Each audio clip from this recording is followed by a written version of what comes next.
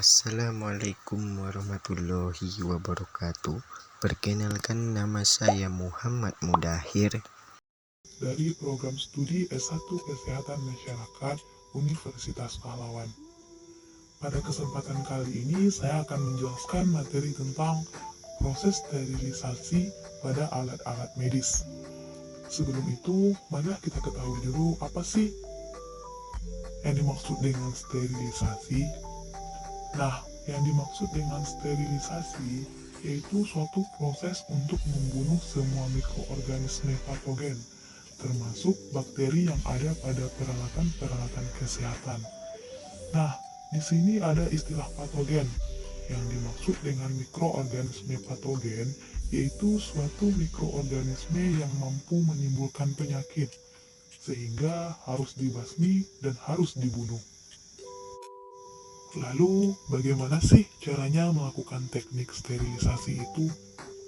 Nah, teknik sterilisasi itu dapat dilakukan dengan dua cara, yaitu cara fisis dan cara kimia. Yang pertama yaitu kita akan membahas tentang cara fisis. Nah, cara fisis ini ada beberapa metode. Yang pertama, metode radiasi. Sterilisasi menggunakan metode radiasi ini biasanya yang sering digunakan adalah sinar ultraviolet, sinar gamma, sinar X, dan lain-lain. Yang pertama, sinar ultraviolet. Sinar ultraviolet ini menggunakan katoda panas ke dalam tabung. Katoda bertekanan rendah yang diisi dengan uap raksa. Kemudian sinar gamma digunakan untuk sampel yang tertutup plastik. Tidak boleh untuk makanan dan obat-obatan, karena akan merubah struktur kimianya. Nah, contoh alat-alat dan bahan kesehatan yang disterilisasikan dengan radiasi adalah plastik wound dressing, benang jahit operasi, tabung suntik, dan sarung tangan. Keuntungan sterilisasi dengan menggunakan radiasi yaitu tidak menyebabkan peningkatan temperatur, sehingga dapat digunakan untuk mensterilisasi bahan yang tidak tahan panas. Sedangkan kekurangan untuk sterilisasi dengan menggunakan radiasi ini yaitu membutuhkan alat yang telah terspesialisasi atau alat yang canggih. Yang selanjutnya adalah metode pemanasan dengan uap air dan tekanan. Metode sterilisasi dengan pemanasan dengan uap air ini dilakukan dengan cara berikut. Yang pertama yaitu sampel yang akan disterilkan ditaruh di atas lempengan saringan dan tidak mengenai air yang ada di bawahnya. Kemudian pemanasan dilakukan hingga air yang ada di bawah mendidih. Lalu organisme yang tidak berspora akan mati dalam waktu 10 menit dan yang berspora akan mati dalam jangka waktu 30 menit. Kemudian, karena ada beberapa jenis spora yang kuat yang mampu bertahan hingga berjam-jam, maka dalam proses sterilisasi ini ditambahkan zat natrium karbonat Na2CO3. Dengan adanya zat ini, spora yang kuat tersebut akan mati dalam jangka waktu 30 menit. Kemudian metode selanjutnya adalah metode pemanasan secara kering dan pemanasan secara basah. Disebut pemanasan kering karena tidak menggunakan air ataupun zat cair. Dan sebaliknya, jika pemanasan basah itu menggunakan air ataupun zat cair.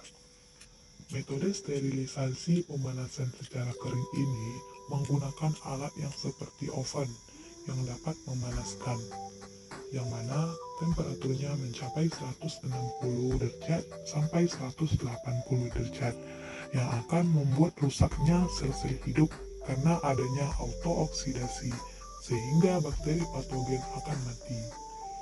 Melakukan sterilisasi pada suhu 160 derajat, maka akan membuat bakteri mati dalam jangka waktu 1 jam.